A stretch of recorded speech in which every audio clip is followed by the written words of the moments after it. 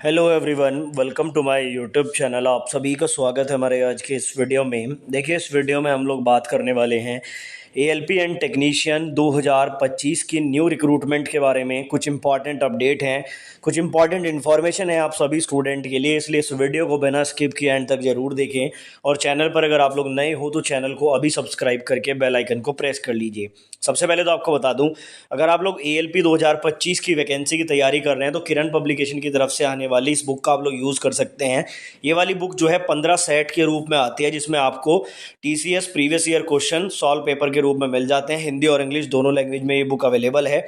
साथ ही मैं आप लोगों को बता दूं, आप लोग चाहें तो मैथमेटिक्स, रीजनिंग, जीके, जीएस के लिए ये वाली 4 बुक्स यूज़ कर सकते हैं। यहाँ से आपका कंप्लीट बेस जो है वो प्रिपेयर हो जाएगा। उसके अलावा आपको बता दूं, इन बुक्स में एआई इनेबल्ड हैं, यानी कि यहाँ पर आपको इंस्टेंट हिंट्स मिल जाते हैं, पर्सनलाइज्ड प्रैक्टिस सेट देखने को मिल जाते हैं, टाइम एफिशिएंसी, क्लियर एक्सप्लेनेशन, सब कुछ आपको मिल जाता है। इन बुक्स को परचेज करने का डायरेक्ट लिंक डिस्क्रिप्शन में है, जाके आप इनको परचेज कर सकते हैं। सबसे पहले तो आप लोगों को बता दूं, इंपॉर्टेंट अपडेट ये है कि अभी आपकी जो 2025 में वैकेंसी आएंगी, ठीक है, उसके लिए अगर आपने फॉर्म भरना है, यानी कि आप भरने वाले हैं, लेकिन जैसा कि आपको मालूम है कि अकाउंट की डिटेल्स 2024 वाले ही चलेंगी। बट रेलवे ने एक अच्छा कदम ये उठाया है कि अगर आपने जब अकाउंट बनाया था उस टाइम पर अगर कोई गलती कर दी है, जैसे आपके नेम में, फादर नेम, मदर नेम की स्पेलिंग में, डेट ऑफ बर्थ में, जेंडर में, ईमेल आईडी या फ़ोन नंबर भी आपको अगर चेंज करना है तो आप लोग कर सकते हैं। देखो, ये जो अकाउंट बनता है rrb.gov.in की वेबसाइट पर, पहले रेलवे का कहना था कि ये अकाउंट एक ही बार क्रिएट होगा और ये चीज़ें चेंज नहीं हो सकती जो सामने लिखी हुई है। बट अभी रेलवे का कहना है कि 18 अप्रैल से हम लिंक को अपडेट करेंगे और कोई भी स्टूडेंट अगर चाहे तो वो अपनी ईमेल आईडी को चेंज कर सकता है, नई ईमेल आईडी डाल सकता है, फ़ोन नंबर चेंज कर सकता है, mother name, father name, date of birth, gender वगैरह सब कुछ चेंज कर सकता है। उससे होगा क्या, अगर किसी स्टूडेंट ने कुछ गलत पहले से डाला हुआ था वो चेंज कर लेगा और 2025 की सभी वैकेंसी में फिर वो करेक्ट तरीके से अप्लाई कर पाएगा। ये बहुत बड़ा अपडेट है। जैसे आप लोग यहाँ पर जो है rrb.gov.in पर जाएंगे तो यहाँ पर आपको मॉडिफाई रजिस्ट्रेशन डिटेल्स देखने को मिल जाएगा। तो किसी भी स्टूडेंट की अगर कोई गलती है तो याद से आप इसको अपडेट जरूर कर लेना। अब आते हैं यहाँ पर कुछ और सवालों पर। देखो, आज क्या है कि जितने भी पटना के टीचर्स हैं, जैसे एसके झा सर हैं या नवीन सर हैं, इन सभी लोगों ने आरआरबी पटना के चेयरमैन से जाके मीटिंग की।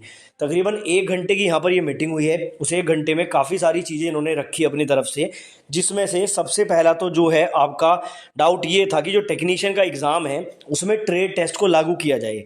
मुझे ये समझ में नहीं आया कि ये मुद्दा कहाँ से उठा, बट इन्होंने सवाल को आरआरबी पटना के चेयरमैन के सामने रखा कि टेक्नीशियन एग्जाम में भी या तो सीबीडी 2 लागू करो या उसमें ट्रेड टेस्ट भी रखो, क्योंकि सिंगल एग्जाम के आधार पर वो थोड़ा डिफिकल्ट हो रहा है। हालांकि यहाँ पर टीचर्स का पॉइंट ऑफ व्यू कुछ और भी हो सकता है।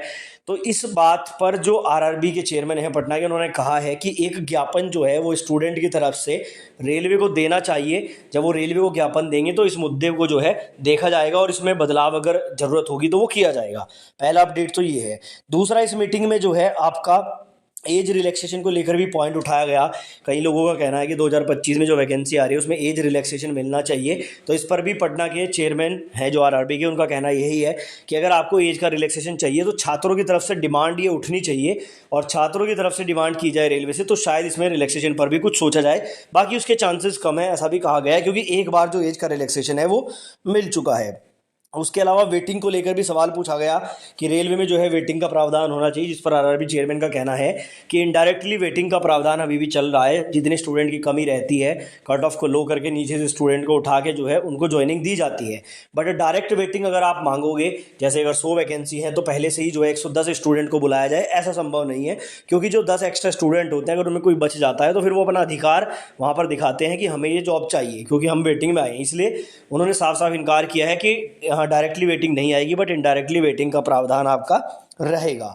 तो ये कुछ पॉइंट्स वहाँ पर डिस्कस किए गए हैं टेक्नीशियन और एएलपी के एग्ज़ाम के रिगार्डिंग, और इस पर क्या कुछ यहाँ पर आरआरबी चेयरमैन का जवाब था वो मैंने आपको इस वीडियो में बता दिया है। बाकी आपका कोई डाउट है तो आप लोग कमेंट बॉक्स में पूछ सकते हैं।